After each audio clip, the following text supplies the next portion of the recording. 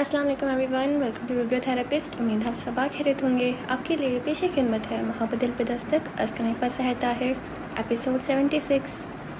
वो नाराज़गी से बोली तो अंदर दाखिल होते नौफल के कदम हमारे तहैयुर के दहलीज पर ही थम गए। देख लीजिएगा इमाद भाई, अपने फ़ैसले पर पछताएंगे आप। वह भी उससे खफा थी। भला दीना की आदत का इमाद जैसे खुश मिजाज बंदे के साथ क्या जोड़ था, और दूसरा ये कि वो मिलजुल के रहने की आदत भी कहाँ थी। उसे तो महज अपना आप ही अच्छा लगता था। यानी तुम भी इस रिश्ते के हक़ में नहीं हो? वो कदर तवक्कुफ़ के बाद पूछने लगा। तो सबा ने हिचकिचाते हुए कहा, मैं वाकई इस बेजोड़ रिश्ते के हक़ में नहीं हूँ। पप्पू को जिस तरह की बहू चाहिए वह दीना का अक्स तो बिल्कुल भी नहीं है। सबा की बात सुनकर इमाद हंसने लगा। खैर, मामा की पसंद की लड़की तो कहीं से घड़ी खड़ाई ही मिलेगी। उनका बनाया हुआ साचा तो बहुत पेचीदा है। हर माँ को ऐसी ही बहू चाहिए होती है जो आते ही घर की जिम्मेदारी संभाल ले, महज मियाँ को नहीं बाकी घर वालों को भी खुश रखें। सबा ने संजीदगी से कहा, और तुम्हारा क्या ख्याल है कि अदीना इस सांचे में पूरी नहीं उतरती? क्या आपकी अदीना से इस मौजू पर बात हो चुकी है? नहीं, लेकिन वो जानती है, इमाद ने बताया। फिर तो मैं आपके लिए दुआ ही कर सकती हूँ। खुदा करे वो आपके लिए और आप उसके लिए बेहतर साबित हो। सबा ने गहरी सांस लेकर खुश दिली से कहा तो वो बोला, बहुत शुक्रिया, इतनी देर में पहली बार मेरा हौसला बढ़ाया है। सबा ने अलविदाई कलामात कहते हुए फ़ोन बंद किया और गहरी सांस भरते हुए पलटी तो नौफल को सामने देखकर कदर हैरान हुई। वो बहुत सरतासरात लिए अंदर आया था। क्यों मना कर रही थी आप इमाद को इस रिश्ते से? नौफल ने तेवी चढ़ाते हुए पूछा तो सबा को हैरत के साथ साथ नागवारी महसूस हुई। ओहो, तो ये क्वालिटी भी मौजूद है आप में, छुप कर दूसरों की बातें सुनने वाली। बात को घुमाइए मत, जो मैं पूछ रहा हूँ उसका जवाब दें। वो उसका तंज पी गई थी। हाँ, मैंने मना किया है उन्हें, क्योंकि मैं नहीं समझती कि उनकी अदीना से ज़हनी मुताबिकत हो सकती है। उनके और अदीना के मिजाज में ज़मीन आसमान का फ़र्क है। सबा ने बिना हिचकिचाहट असल वजह बता दी तो वो फ़ियल और तलखी से पुर लहज़े में बोला, और आपसे ज़्यादा अच्छी तरह इमाद साहब के मिजाज से कौन वाकिफ़ होगा? ज़ाहिर है एक अरसा गुजार के आई हूँ उनके साथ, सबा ने लापरवाही से कहा। तो नौफल टाई की नोट ढीली करता बिस्तर पर टिक गया। आप इस मामले से दूर ही रहिए, ये उन दोनों का फैसला है। उन्हें अपनी मर्ज़ी और मंशा करने दीजिए। वो कतई लहज़े में बोला तो सबा ने अपनी हैरत छुपाते हुए जवाब दिया, मैं उनसे अलग नहीं हूँ। अदीना के मिजाज से मुझे भी अच्छी तरह वाकफियत है। मुझसे बहस मत करें। जब मैंने आपसे कह दिया कि इस मामले से दूर रहें तो फिर दूर रहें। अगर इमाद को अदीना में कोई इंटरेस्ट है तो उसे उसकी मर्ज़ी का फ़ैसला करने दें। उन्होंने मुझसे मशवरा मांगा था, जो मुझे मुनासिब लगा मैंने उन्हें बता दिया। इसमें आपकी नापसंदीदी का कोई सवाल ही नहीं उठता। सबा ने थोड़े से झूठ में आड़ महसूस नहीं किया था। उसे इल्म था कि नौफल यूँ तो बात को पढ़ने वालों में से नहीं था। और आपको क्यों मुनासिब नहीं लगा अदीना और इमाद का रिश्ता? क्योंकि आप दिल से चाहती ही नहीं, नौफल ने गुस्से से कहा तो वह मुतहय्यर सी बोली। तो इसमें इतने गुस्से वाली कौन सी बात है? बहरहाल आप इस मामले से दूर ही रहे। किसी भी फैसले में आपकी सोच का अमल नहीं होना चाहिए, नौफल ने कतीयत से कहा तो उसके बाद मुकम्मल होते हुए बोल उठी, ये महज आपका ख्याल है नौफल, वरना मैंने कुछ गलत सोच कर मशवरा नहीं दिया था। मुझे इल्म है कि अदीना अपनी सोच और फितरत की वजह से इमाद भाई के साथ गुजारा नहीं कर सकेगी। दोनों के जहनों में ज़मीन आसमान का फ़र्क है। कल को पछताने से बेहतर है कि आज ही सोच समझ कर फ़ैसला कर लिया जाए। ज़िंदगी गुजारने का मौका रोज़ रोज़ थोड़ी मिलता है। यही तो मैं कह रहा हूँ, अगर अदीना को दोबारा ज़िंदगी गुजारने का मौका मिल ही गया है तो आपको इसकी राह में रुकावट नहीं बनना चाहिए, नौफल ने कतई अंदाज में कहा तो वो बेबसी से उसकी सूरत देख कर रह गई। वो अपने बिस्तर पर औंधी लेटी अपनी बदलती कल्बी और ज़हनी कैफियत पर गौर कर रही थी। मोईद हसन ने उसकी तमाम तर हवास को झंझोड़ के रख दिया था। इस कदर गोदी नफ़रत, सालों की नफ़रत और बेजारी पर वो कुछ लम्हे हावी कैसे हो गए? हमीद उस अपने वजूद के गिर्द एक अनदेखे मजबूत हिसार की तपिश महसूस होने लगी। उसने बेचैनी से करवट बदली। अपनी इस हारी हुई कैफियत पर उसे कल से रोना आ रहा था। उसने अपनी ज़िंदगी में सिर्फ एक ही शख्स से नफ़रत की थी और वो था मोईद हसन। इतनी नफ़रत तो वो इमर काज़मी से भी नहीं कर पाई थी, जो उसके दिल की दुनिया ताराज कर गया था। फिर एक ऐसा लम्हों का तलस्सुम फैला था कि उसका दिल उस तलस्सुम का शिकार हो गया। नफ़रत के मिटने में पल भर भी नहीं लगा था। उसने अपने दिल को टटोला तो वहाँ कुछ भी नहीं था, ना नफ़रत और ना मोहब्बत, बस एक अनजान सा दर्द था जो उसे किसी पल चैन नहीं लेने दे रहा था। اللہ کرے تمہارے بھی ایسی ہی نیند اڑ جائے معید حسن، تم بھی یوں ہی سوچو، بلکہ الٹی سیدھی سوچوں کا شکار ہو جاؤ۔ وہ چڑھ کر اپنی مخصوص عادت یعنی بددعاؤں پر اتر آئی تھی، پھر نروس سی انگشت شہادت کا نخون چباتی اٹھ کر بیٹھ گئی۔ آخر یہ ہو کیا گیا مجھے؟ وہ سپاٹ چہرہ لیے اس قدر لاپرواہ اور بے نیاز لگ رہا تھا۔ اس وقت بھی جو تپش میرے چہرے سے پھوٹی تھی اس کی حدت ابھی تک محسوس کر رہی ہوں۔ وہ زیرک مجھے اپنے دل کے دروازے کو تالا لگا کر امی گہرائیوں میں چابی پھینک دینے کا دعویٰ کیا کر بیٹھی تھی۔ دل پہ ہونے والی پہلی ہی دستک پر بے چین ہو اٹھی تھی، مگر یہ بے چینی خود اس کے لیے ناقابل قبول تھی، اس لیے اپنی اس تبدیلی کو وہ قبول کرنے کے بجائے مسلسل رد کر رہی تھی۔ مگر وہ نہیں جانتی تھی کہ اس دستک کا شور رفتہ رفتہ کس قدر بڑھنے والا ہے۔ زالہ نے چائے کا مگ اپنے آگے کھسکایا اور دونوں ہاتھوں سے دکھتی کنپٹیاں دبانے لگیں۔ ان دنوں تو سکھ کی نیند اسے حرام ہو کر رہ گئی تھی۔ جن محبت کرنے والے دن رات کے خواب دیکھے تھے ان میں آنکھوں کو سونے کا موقع ہی کہاں ملا تھا کہ وہ ایک خوبصورت نیند لے کر بیدار ہو پاتی۔ اب تو یہ مسلسل دکھ ہی ساتھی بنی ہوئی تھی۔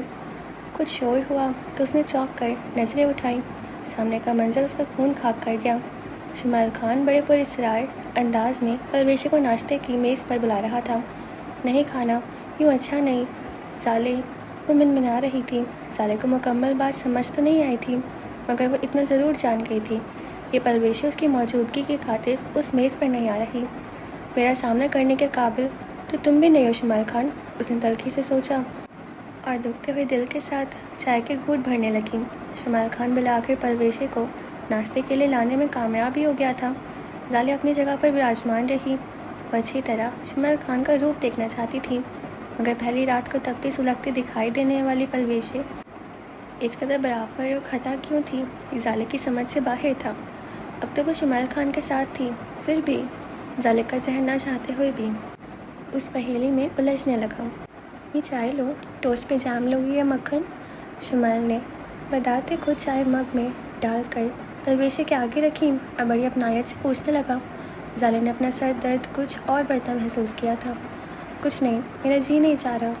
پرویشے ابھی بھی اسی دھیمے انداز میں منمنا رہی تھی۔ اوفو یار، کھاؤ گی تو ہی زندہ رہو گی نا، اور مجھ میں بابا جان کا مزید عتاب سہنے کی ہمت نہیں ہے۔ شمال خان کا انداز بھی نظر انداز کیے جانے والا نہیں تھا۔ زالے کے دل میں درد سا اٹھا، مگر اس نے کون سا کبھی مجھ سے اعتراف محبت کیا تھا یا کبھی زندگی ساتھ گزارنے کے وعدے کیے تھے؟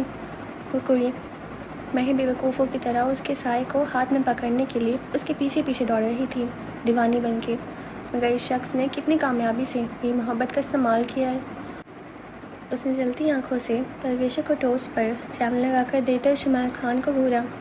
مجھے بھوک نہیں ہے، پرویشے نے کنکھیوں سے زالے کے تاثرات دیکھتے ہوئے بیچارگی سے کہا۔ کھاؤ گی تو خود بخود بھوک لگنا شروع ہو جائے گی، کم آن ہری اپ۔ وہ اس کی ایک بھی بات سننے کے موڈ میں نہیں لگ رہا تھا۔ قطعیت سے بولتا زالے کو زہر لگا۔ پرویشے نے مرتے کیا نہ کرتے کہ مصداق ٹوسٹ پکڑ لیا تو وہ بہت بے دردی سے کرسی گھسیٹ کر کھڑی ہو گئی۔ تم کہاں جا رہی ہو؟ بیٹھ کر پہلے ناشتہ ختم کرو، شمال خان نے اسے دیکھتے ہوئے کہا۔ تو فنکاری، مجھے ہیرو ہیروئن کے پٹے ہوئے ڈرامے دیکھنے کا کوئی شوق نہیں ہے، یہ تو اب روز کی بات ہے۔ تم کب تک یوں ہی ٹیبل چھوڑ کے اٹھا کرو گی؟ شمال نے اطمینان سے جواب دیا تو اہانت کے احساس کے ساتھ وہ گرا اٹھی۔ اٹھا کر تم دونوں کو باہر پھینک دوں گی شمال خان، یہ میرا گھر ہے، اسے میں تم دونوں کے ڈراموں کے لیے حوالے نہیں کروں گی۔ ویل ڈن، شمال خان نے ہلکی سی تالی بجا کر گویا اس کی ہمت کی داد دی۔ یہ ہوئی نا زالے آفریدی والی بات۔ شمال خان، جتنی عزت بنی ہے اسے سنبھال کے رکھو، میں تمہاری ہوتی سوتی کے سامنے تمہاری کھال اتارنا نہیں چاہتی۔ زالے نے پرویشے کی موجودگی کے باعث اب کی بار انگریزی زبان کا سہارا لیتے ہوئے کہا تو وہ جیسے محظوظ ہوتے ہوئے انگریزی ہی میں بولا۔ احساس کرنے کا شکریہ، مگر کتنے مزے کی بات ہے نا کہ پرویشے کو بھی انگریزی آتی ہے، انگریزی ادب کی طالبہ ہے۔ زالے نے بے اختیار پرویشے کو دیکھا، جو سر نیچے کے یقیناً اپنی بے ساختہ عمر آنے والی مسکراہٹ کو چھپا رہی تھی۔ اسے یوں لگا جیسے وہ دونوں مل کر اسے بیوقوف بنا رہے ہوں۔ جہنم میں جاؤ تم دونوں، مجھے کسی کی بھی کوئی پرواہ نہیں، وہ تب کا کہتی ہوئی اٹھی اور کمرے میں چلی آئی، جسے وہ شمال خان سے الگ رہ کر بیڈ روم کے طور پر استعمال کر رہی تھی۔ سنگل صوفے میں دھنستے ہوئے بے اختیار اس کا جی چاہا کہ گوار عورتوں کی طرح رونا شروع کر دیں۔ کھٹکے کی آواز پر بھی متوجہ نہیں ہوئی، یوں ہی سر جھکا کر کونے صوفے پر ٹکائے ہاتھ پر ہاتھ تھما کر بیٹھی رہی۔ یہاں پر تو اپنے شکست کا ماتم منایا جا رہا ہے۔ شمال کی متاسفانہ آواز نے اسے سر اٹھانے پر مجبور کر دیا۔ تم میرے کمرے میں آئے بھی کیسے؟ اس کی بات نے زالے کو اور تپایا تھا۔ دروازے سے، وہ سادگی سے بولا تو زالے نے غصے سے کہا، تو پھر اسی دروازے سے گیٹ آؤٹ بھی ہو جاؤ۔ اپنے رویے اور انداز پر ذرا غور کرو، تم میری نرمی کا ناجائز فائدہ اٹھا رہی ہو۔ شمال نے سنجیدہ ہوتے اسے جتایا تو وہ شعلہ بار لہجے میں بولی، مت دکھاؤ نرمی، جو کر سکتے ہو کر ڈالو، منتظر ہوں میں بھی۔ وہ چند لمحے یوں ہی خاموشی سے اسے دیکھتا رہا، پھر تعصب سے بولا، جتنی تم محبت مجھ سے کرنے کا دعویٰ کرتی ہو اتنا ہی کبھی اعتبار کیا ہوتا تو آج یہ حالات نہ ہوتے۔ حالات تب بھی یہی ہوتے شمال خان، کیونکہ تم دغا باز ہو، محبتیں اس سے کھیلنے والے اور چھل کرنے والے روایتی سردار ہو۔ اس کے مزید کچھ بولنے سے پہلے ہی زالے شیرنی کی طرح گررائی تھی۔ اول روز سے میرے اختیار میں ہونے کے باوجود اپنی مرضی کی زندگی گزار رہی ہو، اس سب کے بعد میرے غیر روایتی سردار ہونے کا کیا ثبوت مانگتی ہو؟ شمال نے اسے جتایا تو وہ تمسخرانہ انداز میں بولی، میں اپنی مرضی سے زندگی اس لیے گزار رہی ہوں کیونکہ یہ میری زندگی ہے، میں تمہیں یا کسی اور کو اپنی مرضی کے بغیر اس کا اختیار نہیں سونپ سکتی۔ خوش فہمیوں میں جینا چھوڑ دو کہ تم نے مجھے یہاں رکھا ہے۔ تمہاری باتیں مجھے بہت غصہ دلا رہی ہیں زالے، مجھے مجبور مت کرو کہ میں کچھ ایسا کر گزروں کہ مجھے ندامت ہوتی رہے۔ سب کچھ بولنے کے برعکس شمال کے انداز سے کہیں بھی غصہ نہیں جھلک رہا تھا۔ اس کی چھیڑ نے زالے کو سلگا دیا۔ خبردار جو کبھی میرے لیے یہ لقب استعمال کیا تو اپنی خاندانی بیوی ہے نا، اس کے لیے ڈائلاگس بولو جا کر، مجھ پہ کچھ اثر نہیں ہونے والا۔ وہ چلتا ہوا اس کے سامنے آیا اور اسے کچھ کہنے سے پہلے ہی اس کا بازو تھام کر ایک جھٹکے میں اسے کھڑا کر دیا۔ وہ جو میرے دل پہ کالا جادو کر دیا تم نے، اس کے اثر کا کیا؟ وہ پوچھ رہا تھا۔ میری مزید راہ کھوٹی نہ کرو شمال خان، اپنی آخری زندگی میں نے اسی یک طرفہ محبت میں گزار دی۔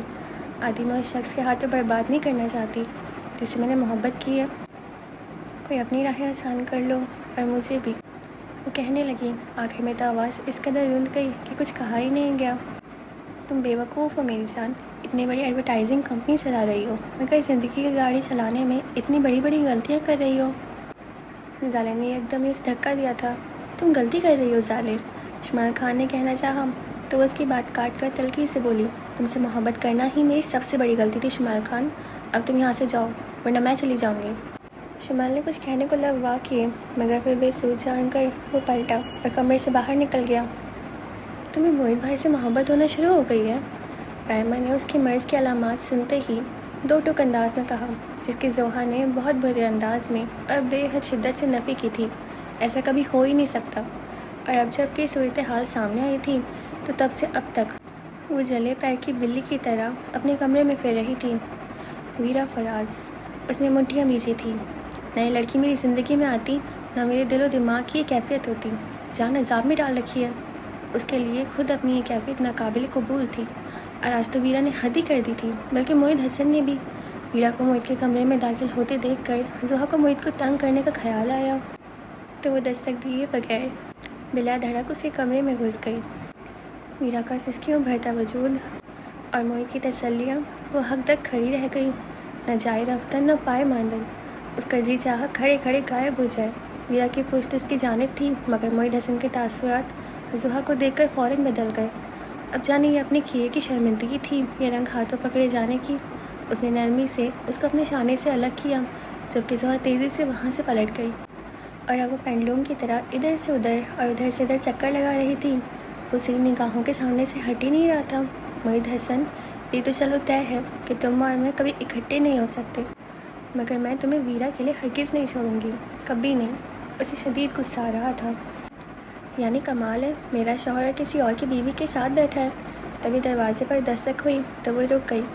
اس وقت کسی سے بات کرنے کو جی تو نہیں چاہ رہا تھا مگر مجبوری تھی کمرے تک آئے ہوئے کو یوں بدتمیزی سے کہنا، آ جائیں۔ وہ منتظر نگاہوں سے دروازے کو دیکھنے لگی۔ موہت حسن کی شکل برآمد ہوتے ہی زوہا کو لگا اس کا تمام خون چہرے پر سے مٹایا ہو۔ ابھی اس واقعے کو محض آدھا گھنٹہ ہی تو گزرا تھا۔ جی فرمائیں، وہ بے حد طنز سے بولی۔ فرمانے ہی آیا ہوں، موہت نے اطمینان سے کہا تو وہ کلس کر رہ گئی۔ وہ کھنکھارا، دیکھو ضروری نہیں جو کچھ ہم دیکھیں اس کا مطلب بھی وہی ہو۔ بعض اوقات تصویر کے دو رخ کہانی کو مکمل کرتا ہے، وگرنہ بات ادھوری رہتی ہے اور ذہن میں ابہام پیدا کرتی ہے۔ اتنی ثقل اردو! آپ کیا مجھے اقبال کی شاعری کی نشر سنانے آئے ہیں؟ وہ چڑ گئی۔ میں صرف یہ کہنے آیا ہوں کہ تم برائے مہربانی اپنا منہ بند ہی رکھنا، تمہیں عادت ہے نا تحقیق کے آگے پہنچنے کی، معید نے تہمکانہ انداز میں کہا۔ تو وہ چمک کر بولی، بہت خوب، ایک آپ ہی اچھی عادت والے نیک پیدا ہوئے ہیں اس گھر میں، باقی سارے جہاں کی بری عادتیں تو مجھ میں ہی ہیں۔ جتنا کہا جائے اتنا ہی کیا کرو، بحث بہت کرتی ہو۔ ہاں، آنکھوں کانوں اور منہ پر ہاتھ رکھ لوں، ہے نا؟ وہ تنک کر بولی۔ تو معید نے سانس بھری، پھر ٹھہرے ہوئے انداز میں بولا، وہ بہت پریشان تھی، طریقہ تو بہت اچھا تھا پریشانی دور کرنے کا۔ ذہن نے اس کے بعد اچک کر پھر سے حملہ کیا، تو وہ پھر سے بولا، ایسا کچھ نہیں ہے، دراصل آج اس کے کیس کا فیصلہ تھا، اسے کھلا مل گئی ہے۔ ہاں، پھر تو آپ کو بھی مبارک ہو۔ ذہن نے جیسے بڑی خوش دلی کا مظاہرہ کیا تو وہ چڑھ گیا، یہ کیا بکواس ہے، ٹھیک کہہ رہی ہوں، آج اسی لیے جشن آزادی منایا جا رہا ہے۔ شٹ اپ زحا، وہ طنز سے کہنے والی ہی تھی کہ وہ بے حد غصے سے اس کی بات کاٹ گیا۔ اس کے چہرے پر چھائی سرخی اور ایک دم سے ہی غصے میں آ جانے پر زحا کا دل سہم گیا۔ دماغ تو خراب نہیں ہو گیا؟ کیسی فضول باتیں کر رہی ہو؟ خدا نے آنکھیں دیکھنے کے لیے ہی دی ہیں، اب آنکھوں دیکھی تو محض آپ کے کہنے سے جھٹلا نہیں دوں گی نا؟ وہ احتیاطاً 2 قدم پیچھے ہٹتے ہوئے بولی، مباد معید حسن کا ہاتھ ہی نہ چل جائے۔ دیکھو، یہی میں تمہیں بتانے کی کوشش کر رہا ہوں۔ معید نے بڑے تحمل کا مظاہرہ کرتے ہوئے اسے سمجھانے کی ایک اور کوشش کرنا چاہی، مگر وہ بدتمیزی سے اس کی بات کاٹتے ہوئے تنک کر بولی، نہ تو آپ مجھے کیوں صفائیاں دے رہے ہیں؟ جو کچھ کہنا ہے تائے جان سے کہیے گا۔ واٹ؟ معید کو جھٹکا لگا، یہ سب فضولیت تم بڑے ماموں سے کہو گی؟ اسے یقین نہیں آیا تھا۔ ذہن نے اس بات میں سر ہلاتے ہوئے تیکھے انداز میں کہا، یہ سب آپ کا کیا دھرا جو آپ کے سامنے آ رہا ہے، دماغ تو خراب نہیں ہو گیا تمہارا؟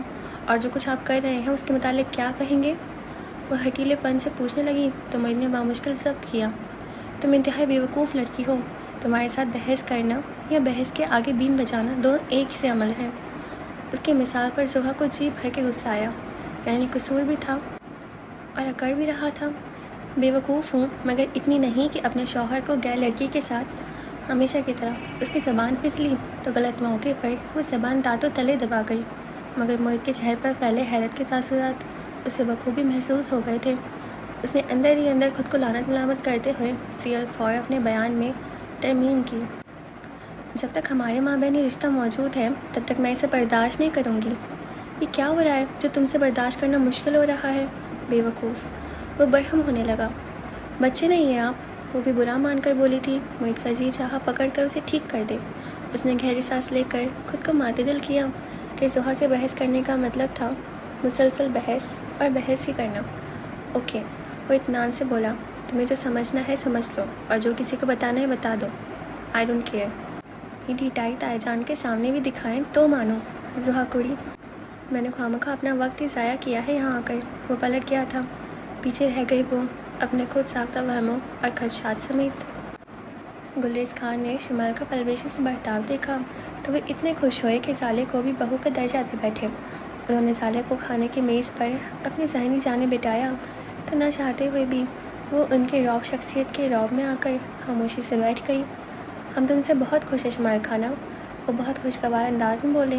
شکریہ بابا جان، شمال نے اچھڑتی نگاہ زالے پر ڈالتے ہوئے کہا۔ زالے کے چہرے پر غصے اور ناگواری کی سرخی تھی۔ ہماری اس بہو کو بھی خوش رکھا کرو، انہوں نے زالے پر مہربان ہوتے ہوئے کہا تو ہنسا۔ یہ بات تو آپ کو اسے کہنی چاہیے۔ اس کی بات سمجھ کر زالے نے ایک تیز نظر اس پر ڈالی تھی۔ اسے کہیں سیر ویر کے لیے لے جاؤ، یہاں بند رہ کر تو بور ہو گئی ہوگی۔ بابا جان کی مہربانی اب سیر تک پہنچ گئی تھی۔ زالے کو بولنا ہی پڑا، تھینک یو، میں بالکل بور نہیں ہوتی اور نہ ہی میرے پاس کہیں جانے کے لیے وقت ہے۔ اس کا انداز سپاٹ تھا۔ نہیں بچے، یہی تو دن ہے گھومنے پھرنے کے، پاکستان میں نہیں تو یورپ چلے جاؤ دونوں، میں امریکہ سے آئی ہوں یہاں۔ زالے نے جتانے والے انداز میں جیسے انہیں بتایا کہ یورپ کا لالچ اس کے لیے کوئی معنی نہیں رکھتا، مگر وہ نرمی سے بولے، وہ تو ٹھیک ہے پر بچہ اپنے سر کے سائے کے ساتھ گھومنے پھرنے کی بات تو اور ہی ہوتی ہے۔ اس نے کچھ کہنے کو لب کیے ہی تھے کہ شمال بہت سنجیدگی سے اسے ٹوک گیا۔ بس کرو زالے، بابا جان سے بحث مت کرو۔ نہ شمال خانہ، ہماری بہو سے اس لہجے میں بات مت کرو، گلریز خان نے اسے منع کیا تو زالے سر جھکایا ان کی مہربانیوں کا. بس یہ منظر سوچنے لگی، اگر اسے حویلی دیکھنے کا شوق ہے تو اسے وہاں لے جاؤ. مجھے ایسا کوئی شوق نہیں ہے. ان کی بات کاٹ گئی تو شمال خان نے ناگواری سے دیکھا. ان تاثرات پہ وہ قطعی مفاہمت کے موڈ میں نہیں لگ رہی تھی. وہ بعد میں اس کے کمرے میں پہنچ گیا. میری کبھی ہمت نہیں ہوئی کہ بابا جان سے بحث یا ان سے اختلاف کروں. دیکھ لی نا میری ہمت، وہ اطمینان سے بولی. سب میری دی ہوئی جھوٹ ہے. شمال خان نے جتایا تو وہ چڑکی. ہر بات میں خواہ میرے شوہر بننے کی کوشش مت کیا کرو. وہ جیسے محظوظ ہو کر ہنسا. جو حقیقت ہے اسے کیسے چھٹلایا جا سکتا ہے؟ ماں بدولت ایک کا نہیں بلکہ دو کے شوہر ہیں. میری بے وقوفی تھی جو تمہیں چھا کر سر پر چڑھائے رکھا اور اب سر پر مسلط کر لیا ہے. وہ چٹک کر بولی. اس نے آرام سے کہا، سب تو تمہیں چھا کرنے سے پہلے سوچنا چاہیے تھا. میں تو بہت بھاگا مگر تم نے قابو کر لیا. میرے نصیب، وہ ضبط سے بولی مگر نہ شمال خان کے ہونٹوں سے مسکراہٹ نوچنے کو جی جا رہا تھا. نصیب تو تمہارے بہت اعلیٰ ہے مگر جو اپنے خود ساختہ وہموں کا شکار ہو خدا اس کی آنکھوں پر پٹی ڈال دیتا ہے اور اسے اپنے نصیب کی خوش بختی کا احساس ہی نہیں ہوتا. شمال خان نے کہا تو اسی لہجے میں بولی. میرا منہ مت کھلواؤ شمال خان، اور خدا کے لیے میرے سامنے آ کر بار بار میرا ضبط مت آزمایا کرو. اس نے تو کسی اور انداز میں کہا تھا مگر شمال خان بات کو اپنے ہی انداز میں لے گیا. ابھی ضبط برداشت تو کرنا ہی پڑے گا. تمہارا دماغ ابھی ٹھکانے پر نہیں ہے. اس کا مطمئن نظر سمجھتی تھی. Shut up. میں شوہر ہونے کے ناطے تمہاری اتنی بدتمیزی پسند نہیں کرتا ظالم. وہ اخلاق سنجیدہ ہوا تھا. پھر مجھ سے لفنگوں والی گفتگو مت کرو. وہ تو تمہارا دماغ خراب ہے اور کچھ نہیں. اس کے قطعی انداز پر شمال نے تاسو سے کہا. ظالے جیسے میچور لڑکی سے ایسی رویے کہ اسے کبھی بھی توقع نہیں رہی تھی، جو سب کچھ نہ جاننے کے باوجود کچھ غیر متوقع باتوں کو دل پر لے کر بیٹھ جائے اور نہ صرف اپنی بلکہ اس کی زندگی کے دنوں کو بھی ضائع کرتی رہے. دروازہ کھٹکھٹا کر نگین کے کمرے میں آئی تو اس سے اپنے ارنس کی شادی کی تصویر سے باتیں کرنے میں مگن پایا. کیا ہو رہا ہے؟ صبا نے بامشکل ہونٹوں پر مسکراہٹ پھیلائی. دیکھ نہیں رہی تمہارے بھائی سے باتیں کر رہی ہوں. تم کہیں جا رہی ہو؟ اطمینان سے کہتے ہوئے اس نے صبا کی تیاری سے اندازہ لگایا تو وہ بولی. ہاں، امی کی طرف جا رہی ہوں. انہوں نے بطور خاص تمہیں ساتھ لانے کا کہا ہے. وہ منتظر نگاہوں سے اسے دیکھنے لگی. نہیں، اب میں وہاں کبھی نہیں جاؤں گی جہاں سے مجھے اور نرس کو نکال دیا گیا ہے. وہ قطعیت بہرے لہجے میں کہتی صبا کو ششدر کر گئی. ان دنوں وہ کتنی ہی دیر انس کی تصویر تھامے پتہ نہیں کیا باتیں کرتی رہتی تھی مگر میر ہاؤس والوں کے متعلق اب اس نے اتنے منفی انداز میں سوچنا شروع کر دیا ہے کہ صبا کو بھی پتہ چلا تھا. ایسا کچھ نہیں نگی، میں اور نوفل تو تمہیں اپنی مرضی سے لے کے آئے تھے. اگر وہ لوگ چاہتے تو مجھے روک سکتے تھے مگر انس گئے، میرا بچہ گیا تو انہوں نے مجھ سے بھی رشتہ ہی توڑ لیا. اپنی سوچ پر ڈٹی ہوئی تھی. تم غلط سوچ رہی ہو نگی. وہاں سب اب بھی تمہارا انتظار کرتے ہیں. اب بھی تمہارے لیے وہاں اتنا ہی پیار اور عزت ہے جتنے کہ پہلے تھی. صبا نے اس کی برین واشنگ کرنا چاہی مگر نگین کی نام حامی نہیں بدلی تھی. تم لوگ جاؤ، میں یہاں انس کے ساتھ ہوں. اس کا انداز بہت نارمل تھا. صبا کو رونا آنے لگا تو وہ تیزی سے کمرے سے باہر نکل آئی. کیا رہا؟ نوفل نے اسے دیکھتے ہی پوچھا. وہ نہیں مانتی. صبا نے پوری بات نہیں بتائی. میں نے تو آپ سے پہلے ہی کہا تھا مگر آپ کو شوق ہے اپنی کرنے کا. وہ تیکھے انداز میں کہتا. صبا کا ضبط آزما گیا. اپنی کرنے کا شوق ہوتا تو آج حالات کچھ اور ہی ہوتے. میری طرف سے تو آپ کو پوری آزادی ہے. آپ نے خود ہی اس کھیل میں پیشکش کی وگرنہ حالات آپ کے حق میں بھی ہو سکتے تھے. وہ فوراً بولا. ادھار رکھنا تو یہ شخص جانتا ہی نہیں تھا، نہ ہی اس کا دل رکھنا. صبا کڑی. میں اس فضول کی بحث میں نہیں پڑھنا چاہتی، پہلے کافی دیر ہو چکی ہے. اس نے بے تاثر سے انداز میں کہا تو وہ چٹتی نگاہ اس پر ڈالتا گاڑی کی چابی اور اپنا والیٹ اٹھانے لگا. صبا کو اپنی طبیعت میں بے حد بوجھل پن محسوس ہونے لگا تھا. یہ کیفیت وہ رات سے ہی محسوس کر رہی تھی مگر اب ایک دم سے سر چکرا گیا اور ساتھ ہی جی خراب ہونے لگا تو وہ بے اختیار ہی واش روم میں گھس گئی. واش بیسن پر جھکتے ہی اسے کیا آ گئی. واش روم کے کھلے دروازے میں سے جھانکا نوفل نے تو اسے کیا کرتی دیکھ کر ٹھٹک گیا. Food poisoning. ٹاول سے چہرہ خشک کرتی بہت نڈھال سے باہر آئی تھی. اب کہاں چلنا ہے؟ ڈاکٹر کے پاس یا میر ہاؤس؟ وہ پوچھنے لگا تو صبح اس کی مہربانی نظر انداز کرتے ہوئے بولی. میر ہاؤس سے چلیں، اب اتنی بھی طبیعت خراب نہیں ہے. شانے اچکا کر وہ آگے چل دیا. صبح اس کی تقلید میں چلتی اپنی حالت کا سبب سوچ رہی تھی. ایک دم سے یوں بارش تیزی پکڑ لے گی یہ اس نے سوچا بھی نہیں تھا، اور وہ بھی سردیوں کی بارش. تھوڑی دیر پہلے تک سیاہ بادل تو تھے مگر موسم کے تیور ایسے خراب نہ تھے کہ وہ باہر نکلنے سے رک جائے۔ شاپنگ ختم ہو جائے تو رائما کے ہاں ہی رکنا، میں خود پک کر لوں گا، میرے موبائل پر رنگ کرنا، موعید نے تنبیہ انداز میں کہتے ہوئے اسے رائما کی طرف ڈراپ کیا تھا۔ شاپنگ سے فارغ ہو کر وہ رائما کی طرف ہی آئی تھی۔ وہاں پہنچ کر موعید کو رنگ کیا۔ میں فی الحال تو فارغ نہیں ہوں، بلکہ آدھے گھنٹے تک تم وہیں رہو، میں آ جاؤں گا۔ پس منظر سے آنے والی ویرا کی آواز نے اسے سمجھا دیا تھا کہ وہ کس مصروفیت میں تھا۔ 2 منٹ ہی وہ ٹک کے بیٹھی تھی۔ اس کے بعد اپنی ضدی طبیعت سے مجبور ہو کر وہ موسم کی خرابی کی پرواہ کیے بغیر، رائما کی ڈانٹ کا اثر لیے بغیر وہاں سے نکل آئی۔ یوں اکیلے کسی سواری میں بیٹھنے کا حوصلہ ہی کب تھا اس میں؟ رحمت یوں چھم چھم برسنے لگے گا، یہ تو اس کے وہم و گمان میں بھی نہ تھا۔ وہ ایک بند دکان کا بڑا ہوا شیڈ دیکھ کر لرزتی کانپتی اس کے نیچے کھڑی ہو گئی۔ حسب عادت موبائل بھی گھر ہی چھوڑ آئی تھی، ورنہ وجدان ہی کو کال کر لیتی۔ سردیوں کی بارش تھی، سو لوگ دکانوں اور مکانوں میں دب کے بیٹھے تھے۔ وہ بے وسیع سی سڑک میں پانی سے بنتے کیچڑ کو دیکھنے لگی۔ یا خدا، ہمیشہ اس بندے کی نہ مان کہی کیوں نقصان میں رہتی ہوں؟ اس نے بے اختیار سوچا۔ جب کبھی وہ موعید کی ضد میں کوئی حرکت کرتی تھی، اس کا خمیازہ بھی بھگتنا پڑتا تھا۔ اب بھی وہ اسی تکلیف میں مبتلا تھی۔